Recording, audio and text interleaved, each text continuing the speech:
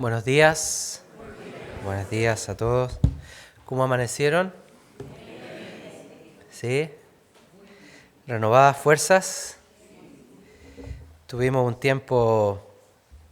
buen tiempo, ¿no? Bonito, ¿no? Retiro en un lugar precioso, en el Molle. Pudimos compartir, comer y tener un tiempo precioso con el Señor, ¿no? Hubo, enseñanza, alabanza, compartir y también ministración. Y muchos creo que recibieron palabra, ¿no? Palabra del Señor. Son importantes los retiros porque en ese apartarse, claro, uno puede tener un tiempo especial con Dios y con los hermanos también, como diferente, ¿no? Tiempo apartado para Él. Y mientras estábamos alabando, de repente tuve como una, no sé si no es una visión, es una impresión de la grandeza que Dios le ha dado a la iglesia. El privilegio, ¿no? Es grande el privilegio de ser la iglesia de Jesucristo. Porque, imagínense, Dios creó las condiciones en el universo, para que exista la vida. Una vida que Él mismo creó, ¿no es cierto? Y dentro de ese universo, como algo especial, como un tesoro preciado para Él, está la iglesia. Planeta Tierra, la vida humana, ¿no? Pero dentro de toda esa creación está la iglesia, como algo especial, algo preciado. Maravilloso. Y Dios nos habló en el retiro sobre la iglesia. Fue principalmente eso, la importancia de la iglesia, el fundamento que tiene la iglesia. Y hoy día quiero compartir también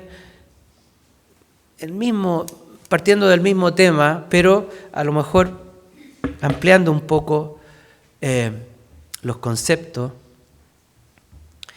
para que también el resto de la congregación pueda recibir, ¿no? Lo que recibimos en parte, ¿no? Todo. Así que voy a hablar sobre el fundamento que Dios ha puesto en la iglesia y su autoridad. ¿Cuál es el fundamento de la autoridad de la iglesia? Amén. Gracias, Señor. Gracias, Padre, te damos en este día. Gracias, Padre, por ser parte, Señor, por ser parte de tu cuerpo, de tu pueblo, por ser parte tuya, Señor. Gracias porque sacaste nuestra parte del mundo y nos has puesto aquí, en este lugar, en este espacio, en esta dimensión espiritual que es la iglesia, para darnos tu alimento, tu gracia, tu unción, tu poder y tu vida eterna, Señor. Gracias, Señor Jesús, porque todo esto, como cantábamos, tuvo un precio de sangre. Sangre se derramó, sangre, para que haya un lavamiento, para que haya una limpieza y que nosotros fuéramos entonces santos ante ti, Señor, porque tú nos has limpiado, Señor. Gracias, Señor Jesús.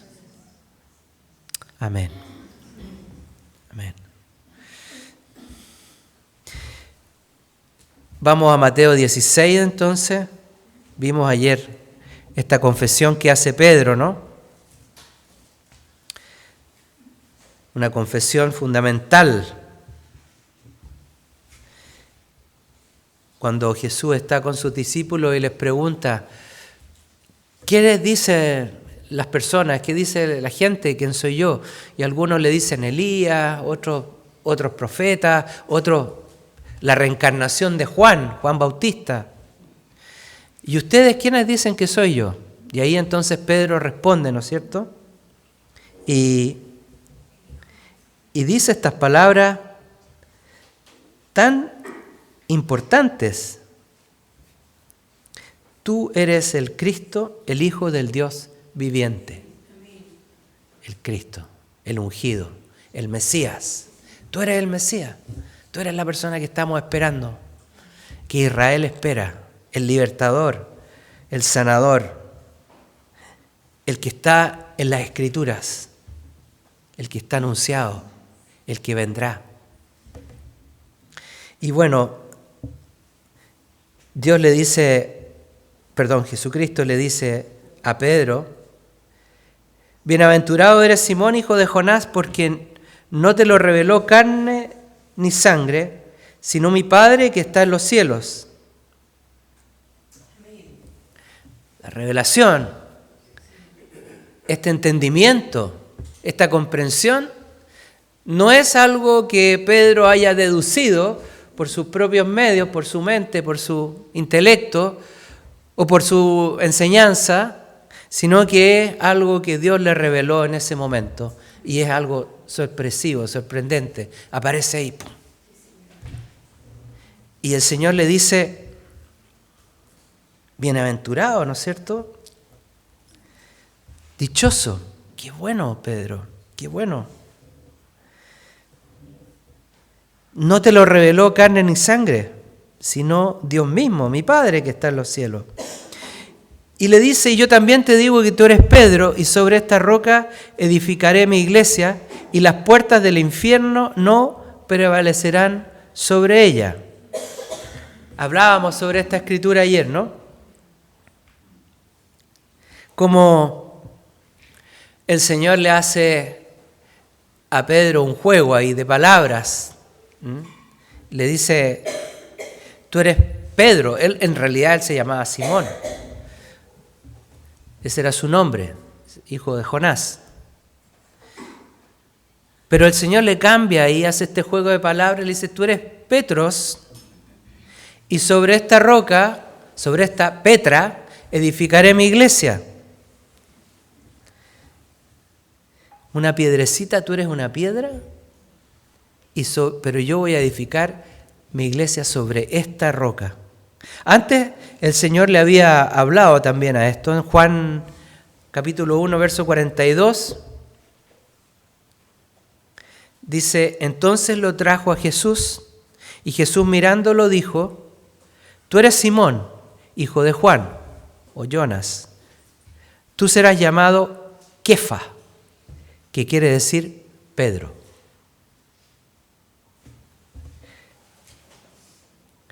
El Señor le cambia el nombre a este discípulo y probablemente nos va a cambiar a cada uno de nosotros el nombre.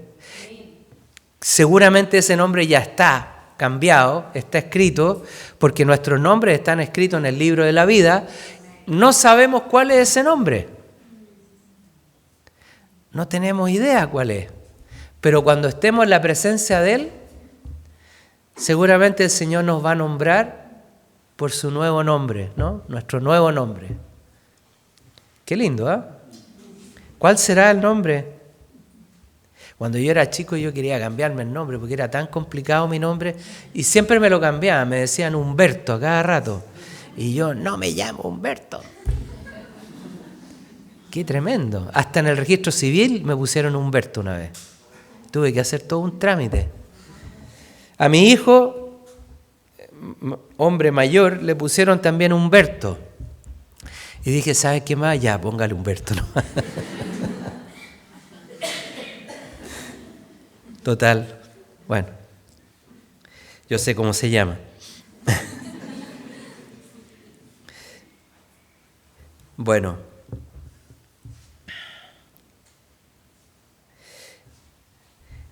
Pedro, tú estás en la roca y sobre esta roca edificaré mi iglesia.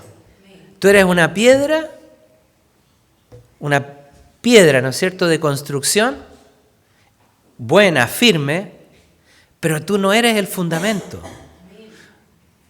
Eres la piedra que se pone sobre la roca. Porque así se construye, ¿cierto? Antiguamente, cuando no existía el hormigón, se hacían fundamentos de piedra, pero esos fundamentos de piedra siempre se buscaba el suelo duro, el suelo firme, ¿no? Donde hubiera roca. La roca es un buen lugar para construir. Y sobre esto, ese fundamento, entonces, Jesucristo mismo empieza a construir algo importante con otras piedras. La primera piedra, él dice que es Pedro, pero después vendrán muchas. Lo importante que tenemos que entender es que Pedro es piedra porque él ha recibido la revelación. Y eso es lo importante, es el primero que declara, ¿no es cierto?, quién es realmente el Señor. Es el primero que declara conocer al Mesías. Y sobre esa piedra, sobre esa revelación, sobre ese entendimiento, Jesucristo va a fundamentar y a formar después la iglesia. Otros que van a conocer esta verdad van a ser parte de estos muros, de estas piedras que se van a ir levantando sobre la roca, que es Cristo mismo. Es importante este diálogo porque el Señor quería revelarles algo a los discípulos. Si no, este diálogo no habría tenido mucho sentido, ¿no? Es muy importante. Es importante también ver cómo este mismo pasaje de la Escritura ha servido para formar una creencia errada. Como veíamos ayer en el retiro, San Pedro lo ponen así con una llave, ¿no? Él es el que tiene las llaves de acceso al reino. No es así. No es así. Es el primero, ¿no? Es el principal, el primer papa. Totalmente errado. Él no es la piedra. La piedra, la roca, es Jesucristo mismo. Ese es el fundamento. Y sobre ese fundamento se levantaría entonces la iglesia después, nos dice la palabra, y cuya capacidad, ¿no es cierto?, su fortaleza es recibir el poder de Dios. Jesucristo la limpia, la santifica, le da autoridad, poder y resiste. Es la única institución en el universo que es capaz de resistir los embates del diablo. No existe ninguna otra. No hay ninguna otra organización humana que sea capaz de enfrentar al enemigo de Dios con poder, con autoridad, con señorío y resistir al diablo. De manera que las puertas del infierno no se cierran para ella. No, la iglesia no está encerrada, no está cautiva como está cautiva la humanidad. La humanidad cautiva sin Cristo está encerrada. Hay un cerco virtual, espiritual, que los mantiene en un preámbulo del infierno. La iglesia no está en ese cerco. Las puertas no se cierran para ella. La iglesia salió de ahí.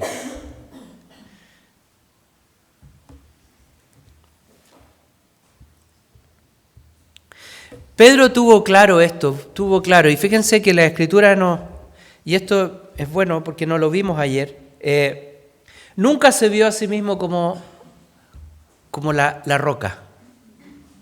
Nunca. Él mismo dice en 1 de Pedro 2, verso 4, y habla de Jesucristo. Dice, al cual acercándonos, piedra viva desechada ciertamente por los hombres, mas escogida y preciosa para Dios. Fíjense, vosotros también como piedras vivas sois edificados como casa espiritual y sacerdocio santo para ofrecer sacrificios espirituales agradables a Dios por Jesucristo. Por cual también contiene la Escritura: he aquí pongo en Sión la principal piedra del ángulo, escogida, preciosa, y el que creyere en él no será avergonzado. Amén. Nosotros también somos piedras vivas. Amén. Todo el que cree en él pasa a ser de esta categoría, pasa a tener esta firmeza en su vida, este fundamento en su vida, una piedra viva escogida por Dios para hacer casa espiritual. Sacerdocio santo, para ofrecer sacrificios espirituales agradables a Dios. Nuestra vida, nuestras acciones, nuestras decisiones de la vida son y tienen esa naturaleza. Muchas de ellas son sacrificios, ofrenda al Dios vivo. El hecho de que ya haya una entrega personal a Jesucristo es un sacrificio espiritual. Ayer, muy bonito, oré por una persona que recibió un llamado al servicio. Recibió un llamado al servicio. Y una persona que recibe el llamado al servicio de repente mira para atrás, ve su vida y se da cuenta que él toda la vida ha estado sirviendo y que ha buscado servir de una u otra forma. Y cuando recibe esa palabra se da cuenta, este es el propósito para el cual yo he sido escogido. Y la vida toma sentido, ¿no? Tiene un significado poderoso. Toda nuestra vida toma sentido. Qué hermoso eso, porque sería terrible decir, mira, toda mi vida es un desastre, todo lo que hice para atrás no sirve para nada. No, hay cosas que, si somos creación de Dios, ¿cómo no vamos a haber hecho cosas importantes en nuestra vida, no? Sería una negación de la creación si nosotros tuviéramos toda una vida equivocada completamente. Sí, había pecado, había perdición, había error, pero también no podemos olvidarnos que somos criaturas de Dios.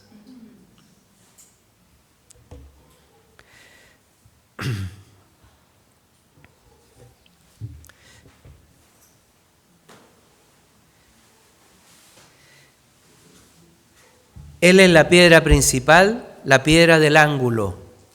También se usa este otro juego. Ya no es como la piedra del ángulo. En un arco romano había una piedra que se llamaba la piedra angular o la piedra clave, que es esa piedra que es así y que va en el coronamiento del arco. Yo entiendo eso, me entiendo súper bien a mí mismo, no sé si ustedes entienden, pero más o menos, ¿se entiende? Hay un arco de piedra y la piedra que va en el centro es una piedra así, ¿cierto? Porque para los lados cae así. Si usted saca esa piedra, el arco se viene abajo. El acueducto de Segovia es increíble porque son puras piedras, no tiene cemento eso. Son piedras encajadas unas con otras. Si usted saca la piedra del medio, se cae todo el acueducto. Jesucristo es también esa piedra angular, el que tiene la capacidad de sostener todo el edificio. Sin él, el edificio se cae. 1 Corintios 3:11 dice que nadie puede poner otro fundamento que el que está puesto, el cual es Jesucristo.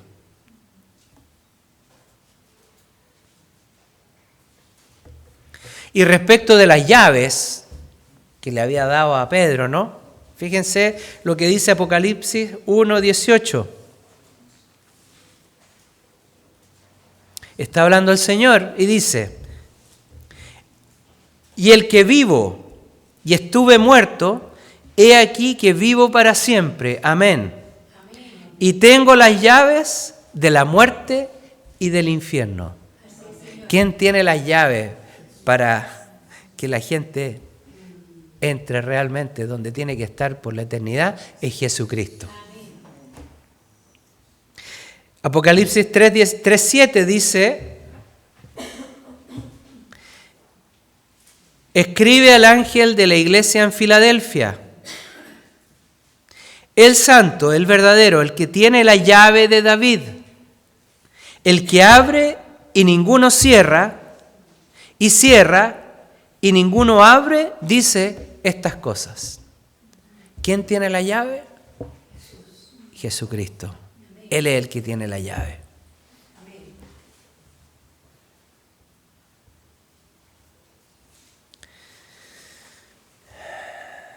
Qué gran confesión la de Pedro, ¿no?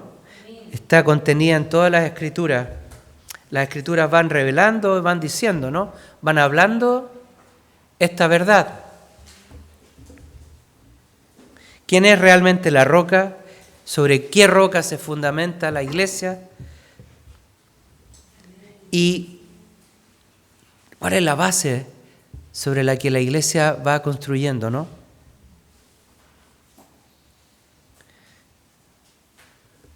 Y nosotros, como piedras vivas, vamos siendo parte de ese edificio. Vamos uno tras otro, uno al lado del otro, uniéndonos, ¿no es cierto?, construyendo este edificio.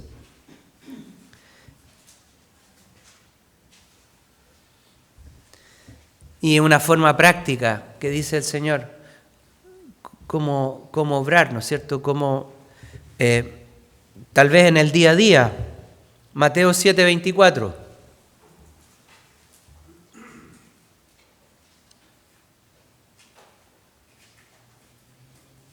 Un consejo del Señor para todos nosotros.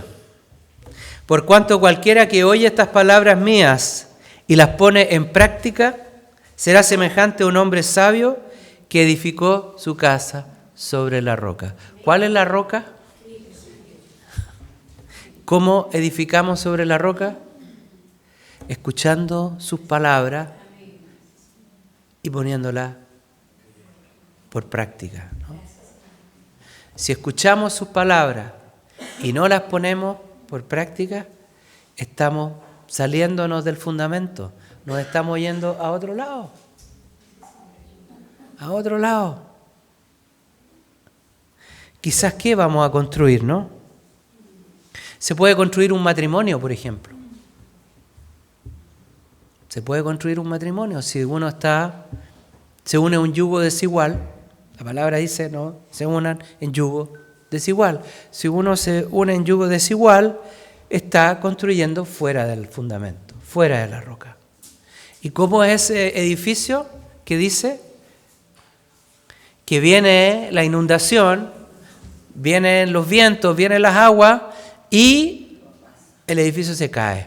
Y así es la vida. Uno ve muchas veces matrimonios que no perduran porque no están sobre la roca.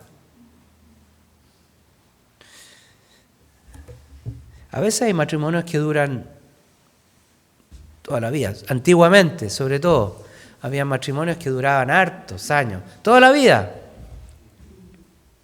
Pero eran buenos matrimonios, había comunión en ellos, había unidad, había un mismo sentir, un mismo espíritu, cómo estaban los hijos, había felicidad, había gozo.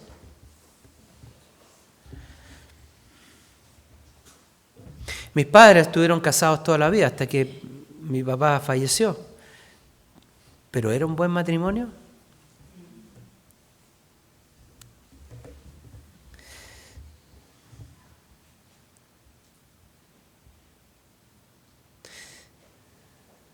Y Dios tiene un propósito también personal para cada uno de nosotros. al hacernos parte de este fundamento, de esta manera, parte de su iglesia. Dice Efesios 2, a partir del verso 19.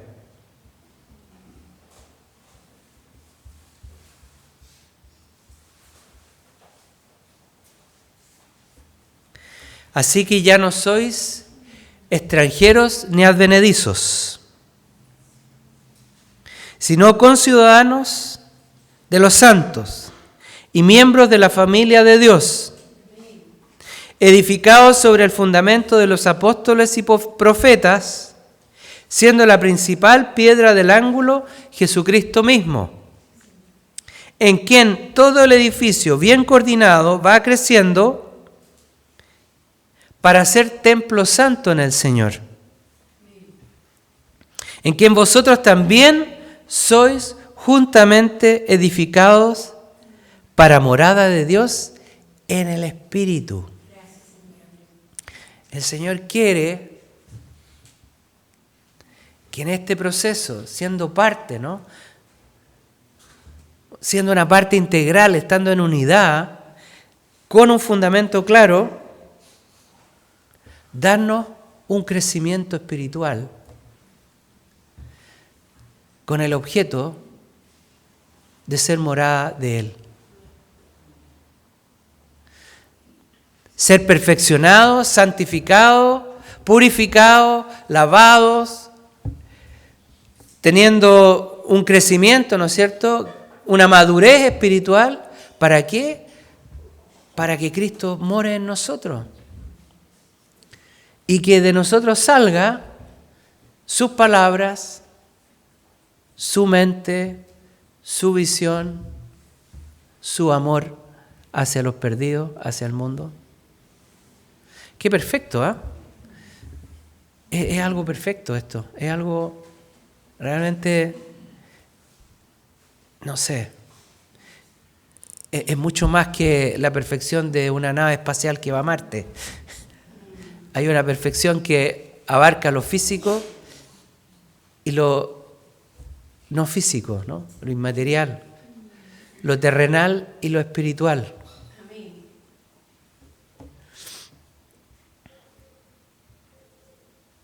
Somos edificados por Cristo para ser templo suyo. Gracias, Señor.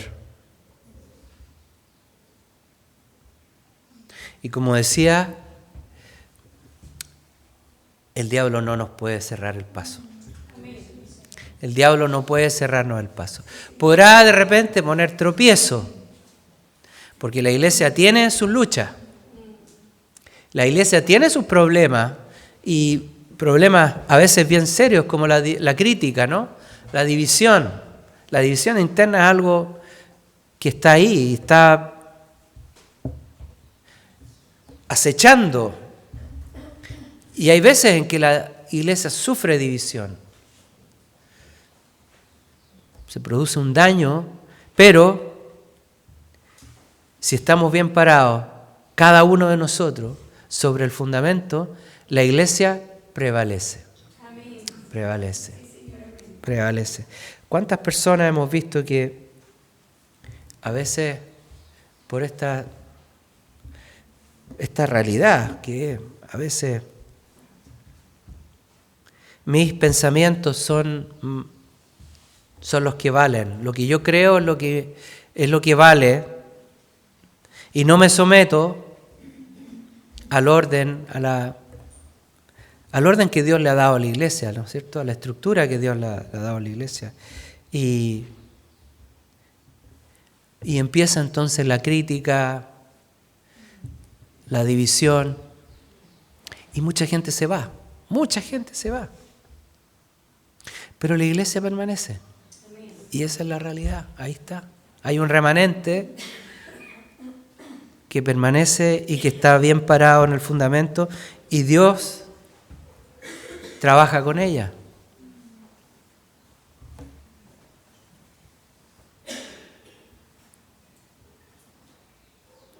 La iglesia permanece firme.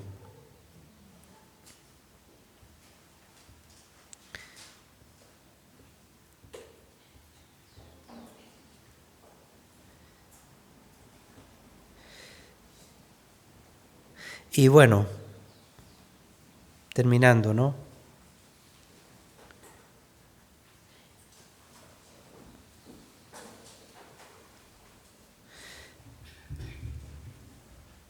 Las llaves que Dios tiene representan autoridad, ¿no es cierto? Abrir, cerrar. Abrir, cerrar. Dios le dio a Pedro una llave, ¿no? Para abrir y cerrar. Esa es una señal de tener autoridad. Antiguamente, bueno, hay un cuadro bien famoso, un cuadro español del siglo XVII, me parece, 1600 y tanto, en donde hay un general español que está recibiendo las llaves de una ciudad de Holanda. Me parece que es Amberes, no sé cuál. Y es un cuadro así muy, muy glorioso que se pintó porque España, ustedes no sé si saben, pero España tuvo dominio sobre Holanda durante muchos años. Flandes fue parte del Reino de España. Y entonces el alcalde de la ciudad, el mayor de la ciudad, le está entregando al general las llaves de la ciudad. Y como una señal de que usted entonces ahora tuvo la victoria y tiene dominio y señorío sobre la ciudad. Aquí está. Ahí están las llaves. Mateo 18, 17 habla de esta autoridad y dice: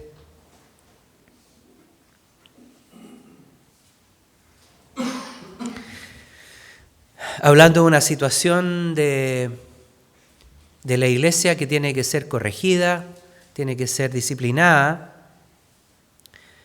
una persona que está fuera del orden, y dice: y si no los oyere a ellos, dile a la iglesia. Y si no oyere a la iglesia,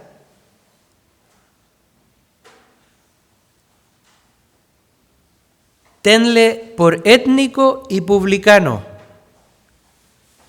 De cierto os digo, todo lo que atéis en la tierra será atado en el cielo, y todo lo que desatéis en la tierra será desatado en el cielo. El Señor le está dando autoridad a personas en la iglesia para poner orden, para poner disciplina, para separar muchas veces. Y eso es algo que hay que hacer. Una iglesia que no pone orden es una iglesia que perece, es una iglesia que va a perecer en algún momento. Y Dios tiene personas, dice primero los ancianos, ¿no? Personas que van y hablan con tal o cual, ¿no? Y le dice: mira, esto está mal. Y si la persona no responde, entonces, bueno, dice, dilo a la iglesia, exponlo a la iglesia. La iglesia tiene que saber. Y si no oye, bueno, entonces no es de la iglesia esa persona. El Señor le da la oportunidad varias veces a alguien para arrepentirse, ¿no? Para corregir su falta, ¿no? Pero también a la iglesia le da autoridad para decir: tenlo por étnico, dice, y publicano, ¿no? O sea, una persona extranjera, extraña. No es de la congregación. Qué duro eso. Creo que nunca me ha tocado ese caso. Una vez me parece que sí. Pero qué duro, ¿no? No eres de la congregación. Wow.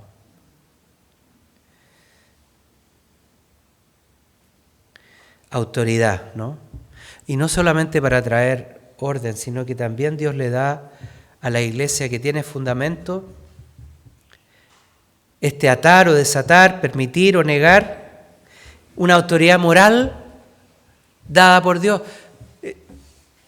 Dios le ha dado una autoridad moral a la iglesia y la iglesia lucha con esta verdad. Y hoy día estamos enfrentados cada vez más, ¿no es cierto?, a tomar el desafío de ser autoridad moral de Dios para con el mundo. Si la iglesia no declara, no dice, esto es inmoral a la luz de la Escritura, entonces es una iglesia que no tiene fundamento. Y hoy día vemos, sobre todo en Europa, en otros países, iglesias que están incorporando cada vez más argumentos humanos, como por ejemplo tener pastores homosexuales, hombre y mujer. Eso no tiene nada que ver, porque Jesucristo mismo dice que una persona que está bajo esa condición no entra en el reino de los cielos. No puede entrar. Y tenemos autoridad moral para decirlo, no porque se nos ocurra a nosotros, sino que porque está escrito. Si usted tiene problema con eso, tiene problemas con Dios. Vaya a la Escritura, ahí está. Nosotros afirmamos lo que Cristo dice. Ninguno de esas personas entrará en el reino. No puede ser parte de esta asamblea de santos. ¿Puede llegar a lo mejor? Claro que sí puede llegar. Puede que Dios lo llame estando en una condición de pecado. Todos llegamos en condición de pecado. Pero bueno, ahí está. ¿Qué estilo de vida elige usted? ¿Cuál va a ser el tipo de vida que va a tener usted ante Dios? Puede que la tentación esté y eso puede que no se vaya nunca. Pero ¿qué decisión toma usted con esa realidad que tiene en su vida?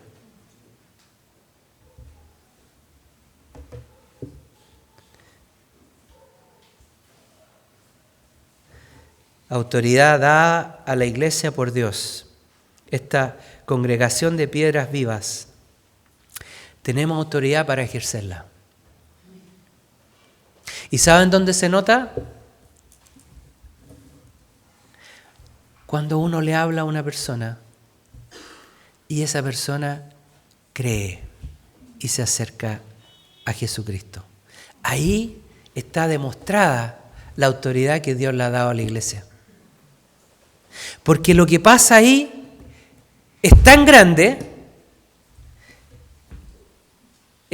muchas veces no nos damos cuenta. Esa persona de pronto empieza a ver la verdad y recibe fe para creer. Y eso es un milagro.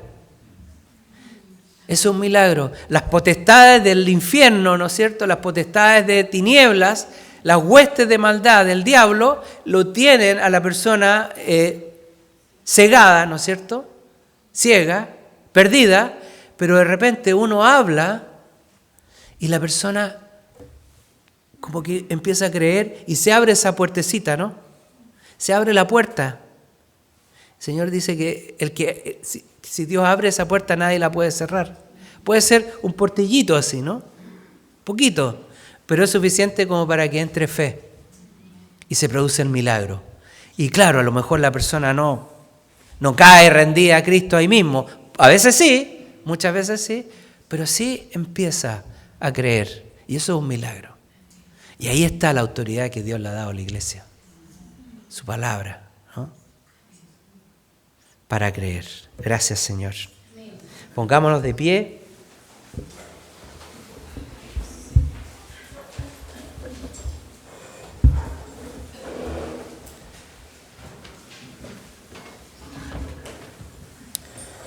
Oh, sí.